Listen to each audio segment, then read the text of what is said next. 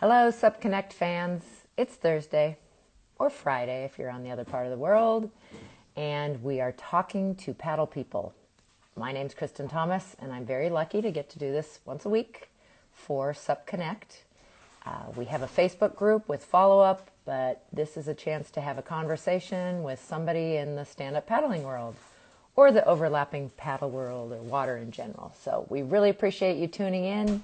Thanks for being here, whether it's your first time or if you come back every Thursday. Always interesting people.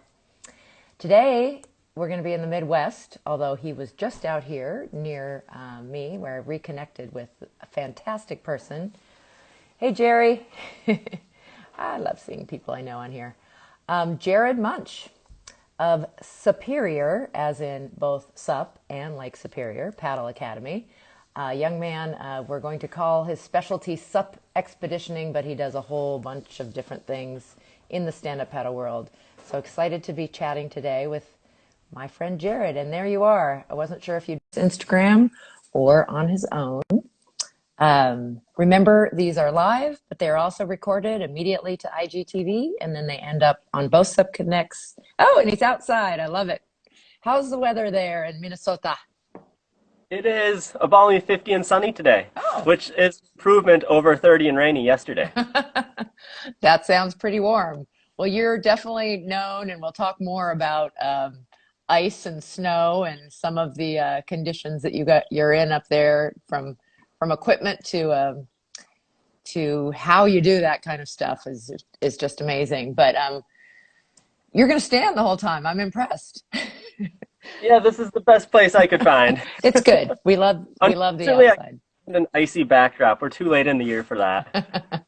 That's okay. We're ready for spring, right? I mean, it is spring. We're ready for good weather. Oh, there's Mel Weeks Yes. again. Good to see you. Somebody from Alaska who can relate to the chilly weather. Yeah. Oh, hi from Patagonia in Chile. How about that? Got people from all over the world, which is so awesome. Well, Jared, we have lots to talk about, but I always like to back up. And you're a young man who's accomplished a ton in your years. But when did you first see stand-up paddling? What got you into it? How'd you get hooked? The first time I ever saw stand-up paddling or participated was actually in an instructor trainer workshop. I was a candidate and I did not pass. It was my first time ever stand-up paddleboarding. What a way to jump right learned in. a lot within my first 24 hours of being on a board. And I think that was really influential in how I was able to progress and do all the things I've done, is because from the second I set foot on a board, I was learning how to do it from an instructor standpoint, which forced me to really understand all of the nitty and gritty behind it. Yeah. Oh, that's fantastic. I didn't know that. So were you already a water person and were just interested in this new watercraft, or what? I was a whitewater kayak instructor previously, Mm-hmm. so I basically had to learn how to apply all of the whitewater kayak paddle strokes to a stand-up paddleboard, which it's different. You're standing, plus you only have one blade instead of two. So I felt like it, I don't know. It was really odd for me the first few times around to Yeah. have only one blade on the paddle, but I figured it out. You sure did. And then some, for sure. So Yeah. what was it? So you already loved like the water. Was there anything different between kind of that kayak and moving to stand up that you especially love, or that hooked you into stand up? The thing that hooked me about stand-up is I felt like I had a lot more freedom to move around on the board and not be confined to an uncomfortable cockpit of a kayak for hours on end. So that it was really groundbreaking for me. Also, the sense that you can just see so much more on a paddleboard, whether you're paddling over open water and you want to look at bedrock formations beneath you, or in a whitewater aspect, you're standing an extra 3 feet higher than you would be sitting in a kayak, so it's easier to see the river and read a rapid from a stand-up paddleboard versus other watercraft. Oh, So yeah. I fell in love with that, and it's hard for me to go back to a kayak at this point because I can't see and I feel uncomfortable. Oh, that's so interesting. Yeah, definitely different perspectives. And I'm amazed at the different answers about, I mean, there are lots of things to love about stand up, but it's really pulls people in different ways. Well, Right, and one thing I yeah. didn't mention is I really just like the footwork and board skills that are incorporated with stand-up paddling. You don't really get to use those in any other paddle sports. Yeah. totally agree. And and you're quite amazing at those. So I believe, did we decide? I think I first met you when you were receiving a huge award, Sup the Mag, which sadly is no longer with us, but they did a big annual awards, and you won Expedition of the Year in 2015. So you've Yeah. done another big one since then, but let's start by talking about that one. Yeah, sure. So that journey, it was a 1,300-mile solo stand-up paddleboard journey around Lake Superior, which, for those who might not be familiar with Lake Superior, it's the largest of the Great Lakes, situated basically between the border of northern United States and Canada. So this journey around Lake Superior, when I say the word lake, it doesn't really give justice to the magnitude of what I was undertaking. This quote-unquote lake, it's over 300 miles across, and it gets ocean conditions when there's a wind blowing across it. So what I was undertaking was pushing my own skills mentally and physically, while also trying to basically ease people from the Midwest region who aren't familiar with board sport culture or stand-up paddling that I, in fact, wasn't a crazy person. I was just ambitious and had a really fun goal set aside for myself. Well, So, okay. ambitious is an understatement. That's just wild because it was really early in the sport. And, those of you who did that early stuff, there wasn't precedent for many of those things. So I assume you had a lot of like camping skills and stuff. Like you said, the border of that lake in some places is really remote and rough. It is. The way that my trip worked out was I departed from my hometown in Duluth, Minnesota, traveling clockwise around the lake. And for about the first half of the journey, so let's say the first 700 miles or so, it was paddling below steep bedrock, cliff faces, and just generally really rugged terrain in an extremely exposed environment, too. There weren't really many islands or anything to dip behind in wind and waves. So what I struggled with a lot of the time was even finding a place to get to shore. You think about trying to get to shore in just a beach break with a 9-foot surfs up, it's not that big of a deal. Well, it can be. Now take that same environment, but apply it to a 14-foot board loaded with an extra 50 pounds of gear, and you're by yourself in the middle of nowhere. The ante starts going up pretty quickly and pretty steep. So I had to be very selective about where I was entering and exiting the water. And what I did beforehand, actually, was I spent about an entire week comparing satellite images, topographic maps, and figuring out every place Wow. that from maps and satellite looked like I could feasibly get to shore and potentially camp from. So I carried all of that information with me the whole journey. Wow. And it was pretty good. It was peace of mind for me to know that, okay, I have 2 hours, hypothetically, I have 2 hours before sunset, and I have 5 places in the next 6 miles that I can theoretically get to shore. So utilizing that, it helped me out big time because I didn't feel quite as exposed as I really was just because I had some idea of what was ahead. Yeah. But I assume if one didn't work and you had to, that kind of, there's a domino effect and things went into place and you might not have been able to land or shortened your next journey or lengthened your next journey. But it's amazing. And I can tell, already by talking to you, people who are listening, you're an organized guy. In fact, your day job and your degree is in coastal engineering. Is that right? Yes, just don't look at my room right now because it's nowhere near organized.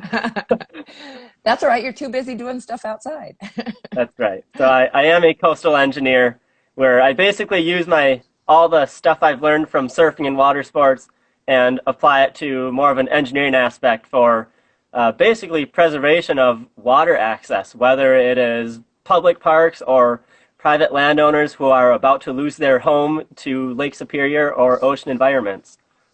Oh, very interesting. But yeah, I would think you'd have some major crossover in what you learned in both directions, really. Yes, and in some cases I get to inspect like big barge loading structures from a stand-up paddleboard. Oh, that's fun. Actually, on Yeah, the yeah. job stand-up paddleboarding. That's cool. Yep. I don't Yep. know if I've talked to anyone who has a job that's not in the, sports world in some way that is using a stand-up paddleboard. Very cool. Well, while we're on expedition, since we're calling you that, even though we're going to talk about lots of other things that you do, in 2019, I mean, this just sounds crazy to me. So Duluth, Minnesota, again, was your launch point, and you went all the way to the Arctic Circle. I mean, Well, again, not quite to people the like circle, but it was Arctic Ocean. Arctic Ocean. Okay. But how you even do that, I think, again, love that you explain the geography for people who are listening from all over the Right. world. Well, let me just start by saying that when I finished the first journey, as soon as I set foot on land, I said to myself, that sucked. I'm never doing anything like it again. And then 4 years later, I did the same thing all over again. So let's just talk briefly about how I got to that point and then how I prepared for it and some of the different precautions I had to make for a different journey. Yeah. So following the first journey around Lake Superior, I was kind of fed up with the idea of stand-up paddleboard expeditioning. And this is going to sound crazy to people, but I was bored with it because the lake was too calm every day. I was paddling 12 to 16 hours a day on glassy water 90% of the time, which, looking in hindsight, it was good for me that the lake was as mild-tempered as it was that summer, but I was fed up with it by the time I was done. I didn't So, stop paddling. I kept paddling. Following that, I got much more involved with whitewater stand-up paddling and stand-up paddleboard surfing.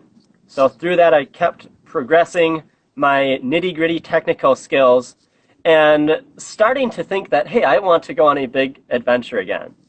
So my next goal, this is the summer of 2019, I started from my hometown, Duluth, Minnesota, once again. And this time I went 920 miles from Duluth to the southernmost tip of the Arctic Ocean. So the route for this was halfway around Lake Superior. For that portion, I was on a 14-foot carbon race board. Then I actually switched boards when I got to the mouth of the Mishpikoten River. I switched to a 12.5-foot inflatable touring board. And I spent about the next 3 days walking 60 miles up the river, and I mean walking. It was a steep river. There were some portages around really big dams, but I walked 60 miles up a river to get to the headwaters, where I hiked over a short continental divide and paddled down the Missinaba River, which took me down about 450 miles of remote northern Ontario wilderness in a whitewater river setting. So paddling down hundreds of class 1 and 2 rapids, and then mostly portaging around anything 3 or above. Because when you're on a giant board in the middle of nowhere, right. I was mentioning this before, the ante starts going up pretty quickly. Yeah, so and all your gear. suddenly And a class 3 rapid becomes a class 4 or class 5 rapid. right. Wow. That's just amazing. And just thinking of even potentially tackling something like that. I hadn't thought about the part that before the Continental Divide, you're going against the river and that you hiked that far. Well, amazing amount of mileage and kind of not surprising. You know, we wonder with expeditioners who do this for how many days were each of those trips? 100 and The something? first one was 50 days, the second was 39. Yeah, I mean that's a lot of days to be paddling for that many hours. So it's kind of not surprising that you might be. But I love that you just love the footwork and the more interesting whitewater and surf so much. But while we're on these expeditions, even though we're going to talk about instructing and other things that you do, um, let's talk about equipment. You kind of mentioned some things because you use both. We have a very similar carbon fiber Infinity that we both love, our race board and one that the Glide and all. But you're on rivers and you're doing whitewater and you're surfing, so you definitely use some different equipment. What? Right. And well, finish your question. Well, the inflatables, especially, I think some people don't know about using those Okay, and yeah. why. I'll talk about that. So the inflatable whitewater board. Think of it as a whitewater raft that's made to take a massive beating going down whitewater rivers, bouncing on rocks, and you condense that into a really short, really wide, goofy-looking paddleboard. So the way it works for whitewater paddling is you're combining surfing skills with canoeing skills. So the specific things about the equipment for the whitewater inflatable board is if you're specifically paddling whitewater and not hauling a whole bunch of gear with you, your board is probably going to be around 9 feet long, 9 to 10 feet for the general whitewater river running board. The general width of the whitewater inflatable board is going to be 36 inches, seems to be a standard these days. Okay. It's going to have a thruster setup, maybe even a quad or 5-fin setup on the bottom with really short nubby fins. The fins are made to, one, not hit rocks, and two, if they do hit rocks, bounce over the rocks rather than snagging the rocks. Then the last really unique thing about the whitewater boards is they tend to be 6 inches thick, which you think about a performance surfing board and you try to get really thin rails so you can turn. You have kind of an opposite theory in a lot of whitewater river running sense, because a lot of the times, even though there are waves that we can surf in the river, our primary aspect is to just paddle down the river and make moves in the rapids, whether it's catching areas of calm water behind rocks or just working between all of the wave trains. So what we go for in whitewater are extra thick rails because they tend to not be as reactive to cross currents. Ideally, we want the board to stay on top of the water and not get pushed around too much because the rails are sinking. So that's a really unique thing about the whitewater inflatable boards. Wow. Now I have used them, but what an excellent description. I learned a lot from you just there because it was shocking to me trying to use my surf skills, how different it was. Eddy lines and, ferrying across, and you definitely weighted differently, which side where you're putting your weight. But how interesting about both the fin setup. Yes, the durability thing, that's the one that I think sometimes people don't think about who are, might be used to a sandy launch from wherever they are in calm waters, how important it is to have an inflatable. Right. What I tell to my students is always be thinking about nose to tail and rail to rail. Think of it as you're always surfing on a wave, even if there's not a wave in sight, because chances are there's some cross current hitting your board from either direction. So you're right, you're always managing the tilt of your board somehow, some way to keep water from piling up on one side of it. Oh, good. Excellent advice. Really helpful. So you have a business up there too with a cool name. Right now you're on, well, I don't know if people even see your name, but you have 2 Instagrams, Jared Munch, and then also Superior, or do you say Superior? Do you emphasize the SUP part of it? But that's very clever. Paddle Academy. And let's talk about the different things you do there. So you specialize, we've talked about the surfing and whitewater and bringing that to the Midwest, but you do beginner lessons too, and you've done some other neat things through that. So let's kind of start with just the teaching and the different kinds of coaching you like to do. Yeah, so the whole goal of my company really is to bring some of the ocean culture and ocean skills as well as mountain whitewater skills to the Midwest region, because as much as I hate to admit it, we don't have the exposure to surf culture or finer paddling skills in the Midwest like you would see out in the West Coast where you are, or even in the Colorado Rockies where people are paddling whitewater rivers all the time. So some of the things that I introduced to the area with my company through instruction are 2-day whitewater stand-up paddleboard clinics where we spend 1 day on flat water working out all of the essential skills amongst paddle strokes, board skills, and footwork. And then on the second day, we apply all of those skills to class 1 and 2 rapids. Aside from that, I spend a lot of time on flat water, not even in a whitewater setting, because people are very hesitant, and rightfully so, to stand up paddleboard down rapids. So basically bringing all those same skills, so the cross-stepping, all of the footwork and the board skills that you would use with the ambition of going surfing, and I just teach them in a flat water setting. People decide for themselves if they want to continue progressing beyond that. Yeah. So skills aside, I have a fleet of whitewater boards, rec boards, and even race boards and expedition boards. So what I really like to do with the expedition boards and race boards is take people on tours. And what I try to stay away from is giving average experiences. So what I've used my boards for in this past winter are taking people on winter iceberg tours I on Lake love Superior. that. That is so cool Uh, that you have these adventures Complete that I would, dry suit, yeah. mill boots and mitts. So I take people out at, by the time we're done, our paddles have ice on them and the decks of the boards can mostly be covered in ice. But it's a really unique experience and everyone approaches it very hesitantly, but then they're super excited by the end of it because contrary to popular belief, it's actually possible to have a pleasurable experience in a cold environment on a stand-up paddleboard. Yeah. You just have the proper equipment and potentially have someone to teach you the ins and outs of it. Yeah, maybe speak to that for a moment because I know you use both wetsuits and dry suits. So kind of the difference and where you would use both of those. Right. Yeah, that's a really good question.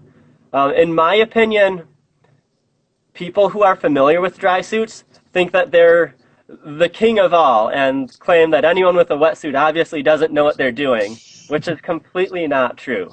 So what I like to use a dry suit for would be winter touring, where I know I'm not going to spend a lot of time fully submerged, but I do want protection if in the off chance I do fall in. The benefit of the dry suit is it's loose material around your skin. And let me just back up. There are two types of dry suits. I'm talking about a paddling dry suit. So it's a one-piece rain suit with latex gaskets around all of the openings. So because it's not tight neoprene around your body, you don't have the same type of restriction. So you feel a little bit more mobility and ease of paddling. And it also tends to feel a little bit more breathable than, say, a 6mm rubber wetsuit tight against your skin. They also don't smell as bad when I have to clean them and dry them at the end of the day, which I do appreciate. So dry suits, they're good for winter touring, and I like using them for whitewater river running as well. Wetsuits are also good for whitewater river running, but where the wetsuit is particularly useful is where you know you're going to be fully submerged in the water for a long time. So I wore a wetsuit when I was surfing down there with you, Kristin, and I also wear a wetsuit when I'm surfing in 32-degree water and sub-zero air here on Lake Superior. The wetsuit works great for that. Yeah. When I first started, I wore a wetsuit just paddling around the harbor until someone told me you really didn't need to in stand-up paddling. That's just what I had because I knew how to surf, but realized I wasn't spending any time being submerged in the water and was overheating. So it was far too much. What an excellent explanation. Now, I've never had I don't think I've been in a dry suit. You do wear clothing underneath, or you can? You have that option? I generally wear a thin base layer under my dry suit. So what I would wear if I were cross-country skiing. Wait, I'm not sure if that applies to you because you're in. Well, have you ever skied? Yes. Do you go cold People places, go to Kristin? the mountains, yes. Okay, We okay. do have mountains close. I wear a thin base layer under my dry suit. Yeah, cool. Very interesting. Good stuff. So back to the business, taking people on interesting, fun tours. I know something I talked to you about, and you were super helpful in explaining the boundary waters, where that is, the borders. I know it's a big area, but the border between, in North America, between the US and Canada, that area I hear about it all the time, but I usually hear about it in terms of kayak and canoe trips. So stand-up paddle trips like that. I just think people seem really interested in doing their level of expeditioning, but often wanting to be going on trips or tours like you're doing, whether it's short-term or the 2-day course or something longer. So something, I know you do a lot, but that's something you might want to keep adding to what you do. That's right. And I'm open to it. Yeah, cool. So you've done some things with youth and speaking, and just really what you do already, I mean, is very inspiring and empowering to others. So I assume it's talking about that, but talk about this 10% give back thing that you're doing. Oh, thank you. You put some research into my website. I did. I appreciate that. Okay, so every time that I've done one of the big stand-up paddleboard journeys, so the 50-day trip around Lake Superior, as well as the 39-day trip from Duluth to the ocean, I used those trips to raise money for at-risk youth organizations. And the thing that I've made a very strong point of doing when I was fundraising is none of the money was kept by me. It was all directly deposited to the organizations. I take pride in being a big kid. I pay for my own fun and stupid adventures. So I utilize all the funds to give to them. What I'm doing right now is every time that I teach a class, so whether it's a whitewater stand-up paddleboard class or a flat water paddling class, is I donate 10% of the course fees to at-risk youth organizations in the Duluth area. Wonderful. So that has been very successful for me. I am also developing relations with other at-risk youth organizations in the greater Midwest region, where I will be doing motivational speaking services for children, discussing how I've utilized passions of stand-up paddleboarding and strong communication skills and kindness to empower myself to make meaningful connections within the industry and be able to go on fun adventures. Essentially, it's a story of self-development, which I feel a lot of kids need these days. I love it. So I do that. Following speeches, I take all of the kids on the water with me with my fleet of stand-up paddleboards. Oh, fun. What a great combination. And yeah, great stuff that you're doing. An amazing human with a lot of amazing sup skills. Very impressive.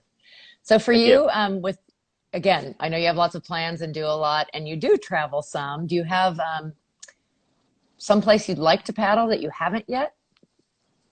Oh, I have often thought about paddling in a fjord, a drowned glacial valley with the giant ice and snow walls surrounding me. Mm-hmm. I know I've looked in Norway, Alaska.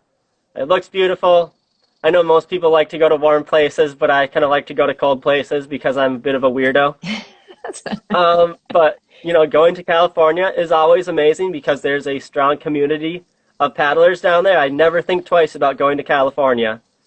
Some other places that I would like to go would be Nicaragua and Costa Rica. Maybe do some wetsuit-free surfing, which is kind of like a novelty thing for me at this point. I don't know if I've ever surfed without a wetsuit. We'll come back to Cali at the end of the summer, fall, and you can trunk it. But yeah, I would. Yeah, I got to surf a little bit in Costa Rica, but Central America and warm waters, great idea. So, boy, I'm trying to think of what you haven't conquered. And are there any skills or anything you're looking to explore in paddling and stand-up paddling? I have not pursued foiling yet. It's potentially on the list, but right now I'm very busy managing Superior Paddle Academy in terms of the customers, the marketing, and developing my staff. So it'll probably be a while before I'm ready to invest in another aspect of the sport, but I'm pretty content with where I am for now. Yeah. Well, having trained with you, you are super fast, besides being skilled at the things like buoy turns and things that really make a difference in some sup races. But it sounds like racing isn't really a big part of what you do, or there just aren't a lot where you are in northern Minnesota. I enjoy racing, and I like the community. The downside that I have found of racing in my area is we don't have open water. We have lots of small inland lakes. And my area of expertise is mostly paddling in uncontrolled environments and applying my skills to rough water. And that's just, it's not at play at all, generally in the Midwest stand-up paddleboard race scene. So generally when there is a race, I'd love to go to it. But oftentimes I already have prior commitments of teaching whitewater stand-up paddling or some other form of nitty-gritty technical skills to some of my clients. Yeah. Which is okay. I'd love to be part of the community, but at the same time, I'm building my own community, and there's only so many places I can be at once. Yeah, true. Well, you are a part of our racing community too. So I would think, if anything, you should go down to Colorado and do like the GoPro games or one of those whitewater events. Yeah, I was actually there 2 years ago. Cool. It was enlightening to find a community of paddlers like myself. Same as like when I go to California. Love it. I didn't realize you'd done Colorado. That's fantastic. Very fun. So, traveling, we talked about. You talked about what's your favorite part of stand-up paddling. You're working with youth and you're speaking. You're doing surf and whitewater. I love that you are bringing that spirit of surf and coastal inland to the Midwest, but also have, as you've pointed out, Lake Superior being the largest of the lakes is more like an ocean, and definitely that's fun that you like it when it's probably rougher and messier. I do. And it's great as an instructor that you have that skill, because we have plenty of instructors who just only, do flat water, and there's nothing wrong with that. And that's a beautiful thing about stand-up paddling is there's so many ways to enjoy it, and so many people, everybody can do it and find their way to absolutely love it. So anything else about Minnesota paddling? Actually, I'd love, how about a couple stories from your expeditions? I mean, there has to be some interesting things, whether it's animals you ran into or weather. I mean, you talked about Okay. not always being able to find a spot to camp. That's certainly tough. Yeah, I guess one story that comes to my mind is the time I thought I was going to be run over by a ship. The way the story goes is it was about 300 miles into my journey around Lake Superior, and I was towards the end of a really long day, and I was at a point where I had to cut across about a 7-mile section of open water to get across a giant bay. The alternative was paddle 200 miles into this bay. Maybe not 200, but it was a lot. So I was going across. While this was happening, extremely thick fog rolled in, Ah, and I started feeling sick. oh no. And at one point, I looked down at my GPS and discovered that I was angling the completely wrong direction, almost out into the middle of the lake, Oh wow. because there was a magnetic disturbance, and my compass was about 30 to 45 degrees off. So what I ended up doing was making a correction, and it ended up working out that I could just follow the wind and wave direction all the way to where I was trying to get to after I messed up the first time. But I mentioned it was foggy, and I've seen the fog you have in California. This was like a whole nother level. It was to the point where at one point I looked up and I thought the foghorn that I kept hearing was a giant ship in front of me. And I mean like a 1,000-foot ship that is used on Lake Superior shipping industry. My heart stopped for about a half second until I realized, oh, it's an outcropping of bedrock that's 20 feet in front of me. So this rock 20 feet in front of me looked like a 1,000-foot shipping vessel. Well, I'm glad, So yeah, and that as was the long as you story of didn't, when I thought I was going to die. yeah, you didn't run aground on them, right? So No, good, I did not. good thing there were rocks, but oh my gosh, that had to be really scary. Yeah. Yeah, It is. that's the reality of doing the trips by myself is on a daily basis making really big decisions and having to follow through with it because I couldn't really back out of my decision once I was halfway through the crossing.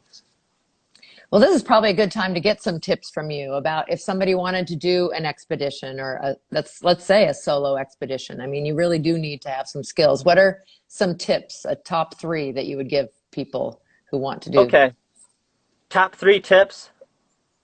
Plan your trip like a year before you want to do it. If it's a big one, you got to plan it way in advance so that you can let it sit on your mind for a long time and decide for yourself, do you really want to do this? Or is it just a spur of the moment decision? Because if you're not fully committed beforehand, you're not going to be halfway committed when everything starts going wrong somewhere in the middle of the journey. So I talk a lot about your mental state of mind. My biggest challenge was mentally finding the courage to do it. Physically, we talk about having really good skills. That's the best thing, whether it's paddling skills, ability to read and interpret a weather forecast and understand what conditions you're going to be facing.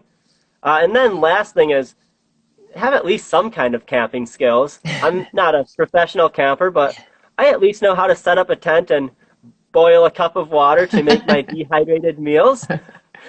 So those are some good tips. But I guess the last thing is invest in your gear and do a lot of research to finding gear that doesn't only work for your intended use, but works specifically for your size, your paddling style and what type of environment you want to be paddling in. I find that there's a lot of, I don't want to call it misinformation in the paddle sports industry, but a lot of overly simplified marketing. Mm. And if you're really serious about going on an expedition or tour, you need to understand exactly what's making each piece of equipment work so that you can make an informed decision for yourself based off of your understandings and not just buying into whatever type of marketing a slogan might say on the internet. That's really true. Yeah. You know, there's a beauty to the simplicity that it's a board and a paddle, but there's so much more to stand-up paddleboarding, and we always hope that people will start with some education, both about equipment and how and instruction and how to do it, so that the whole thing's more enjoyable and safe. And Right. certainly that's many times more important for a SUP expedition. So those are excellent tips. Great stuff. So anything else about Midwest, about your business? Do you want to share how old you are? I mean, I'm just amazed that you have done all this Yeah. stuff. I am 28 years old. When I paddleboarded the whole way around Lake Superior, I was 22 at the time. And when I went from Duluth to the ocean, I was 26 years old. Wow.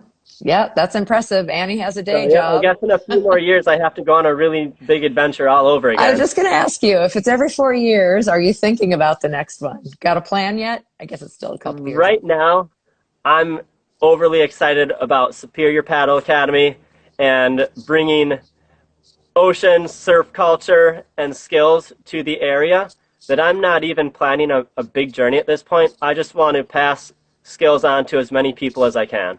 Yeah. So you're still based in Duluth, right? That's the hometown I and where am. the business is based out of. But it sounds like you do some moving around. You certainly travel both for fun and for work. So, hey, maybe he's for hire. Maybe you could get Jared to come to your area if you have that That's specific right. need, and do a group thing, because he's definitely adaptable to any situation there is out there. Well, Jared, it's been fantastic talking with you and seeing you again in your home environment. Are That's the right. I see the leaves are off the tree, but I bet spring is just starting. Are they little buds coming, about to have leaves? Not here, but there are buds in the southern part of the state right now. You still got a month or two to go? Yeah, I would give it maybe 2 weeks. Well, don't get too depressed about the weather getting warm, since you're a cold weather guy, but See, no. we're in whitewater season right now. I'm Okay, always excited. There's always good paddling in Minnesota. You just have to adapt to it. there you go. Well, just like our last crazy year, you seem very good at adapting and pivoting and making things work with what you have. So best of luck with especially this new thing with youth. I just think it's fantastic, and hopefully get some of those kids on the water and get them hooked too, and help them find whatever their path is with stand-up paddling and with paddling Thank and you. life. You're Life is great. important too. Yep. Great And at some point, inspiration. life and paddling become one. And that's what we really shoot for. It sounds like that's how you've spent your last, yeah, almost decade of paddling, right? Well, thanks, Jared. Hope to, I will stay in touch for sure. And good luck with everything. Hope you'll have a great season with the Superior Paddle Academy. And Thanks, everybody, Kristen. this is recorded, so tell your friends that missed it. They can catch it here on Supconnect's IGTV, or on Supconnect YouTube, or KT Outside YouTube, probably tomorrow or the next day. And we also have a follow-up group, so if you have questions, or we can post links to help you find Jared, just let us know. All right. Thank you so much. Take care. Everybody have a great day.